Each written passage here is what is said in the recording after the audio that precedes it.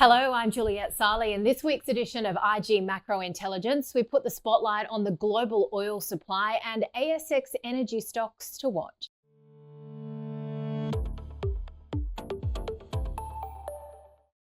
Crude oil prices have climbed back above $65 a barrel in recent days, marking the longest streak of gains since September. The rally in Brent futures came after OPEC+, the Organisation of the Petroleum Exporting Countries and its allies, announced it will pause output increases from January to March 2026. The pause in production reflecting what OPEC+ is labelling a typical seasonal slowdown and comes as the market contends with the risk of a growing oversupply of the commodity. Not too worried about the lead up to Christmas. It's certainly Q1 where that's going to roll. We've got to see what's happening. The big engine in the game is certainly going to be, as well as OPEC plus, what's happening as far as US and the drill baby drill mantra. So I think that where we look into December, I think it'll be softer prices rolling into Christmas, and then that's going to be good for inflation. Well, fears of a global glut have sent Brent prices down around 10% over the past 3 months. Meanwhile, tighter US sanctions on key producer Russia has raised uncertainty over future supply from one of the world's major exporters. Obviously, China and India is where all the market eyes are on. What will the refiners in these countries do? The two of them take the lion's share of Russian crude exports of just over 4 million barrels a day. And so far, we've seen quite a mixed picture. Some refiners have suspended fresh imports. Some have even deferred cargoes that were already on water and which could have landed on their shores without incurring any secondary US sanctions, because there's this wind down period that the US has provided until the 21st of this month. But they've still, out of abundant caution, I suppose, deferred those cargoes.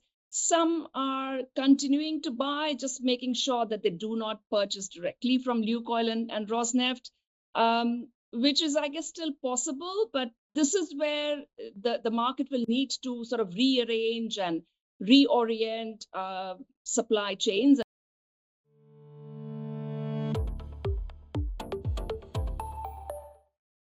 Shares in Woodside Energy have risen around 5% over the past year, outperforming a fairly flat performance from the overall ASX 200 energy index.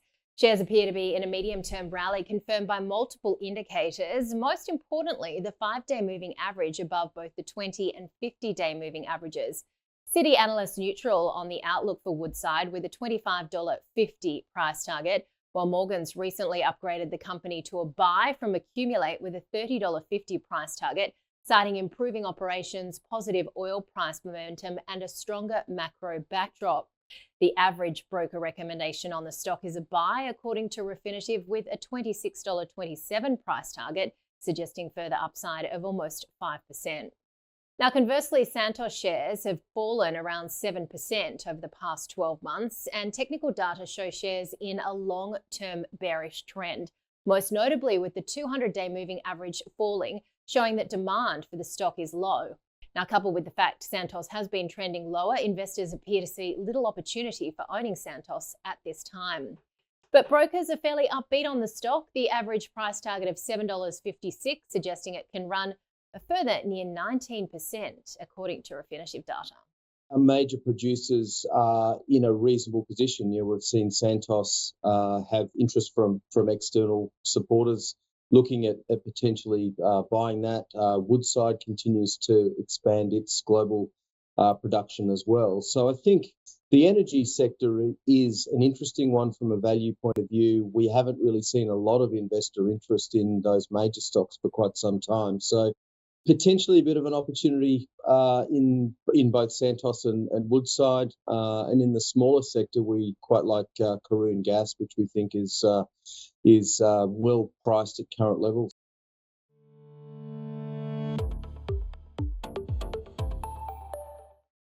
Australia's renewable energy sector is surging, driven by the federal government's ambitious goal to reach 82% renewable energy by 2030. Analysts believe stocks like Origin Energy and AGL can offer investors a front row seat to the clean energy boom reshaping the nation's economy. UBS has a buy recommendation on AGL with a $10.70 price target, acknowledging near-term earnings pressure while anticipating stronger generation price premiums to more than offset it, underpinning the stock's medium-term valuation upside. And analysts at Morningstar also upbeat. Size of the opportunity is huge because Australia is transitioning to renewables over the next couple of decades. We're going to need a lot more batteries to help stabilize the grid. And AGL is going to be a key player there. We expect it to have 6 more batteries in operations over the next 5 years, and that should add about $400 million to EBIT, and that should comfortably offset those headwinds we're talking about from expensive coal and gas. And then same in the 2030s, just ongoing investment into batteries and then to a lesser extent renewable energy to help offset the closure of those coal power stations. So we think the long-term outlook is actually a lot better than most people realise. And that is your IG macro intelligence for this week. We'll see you next week.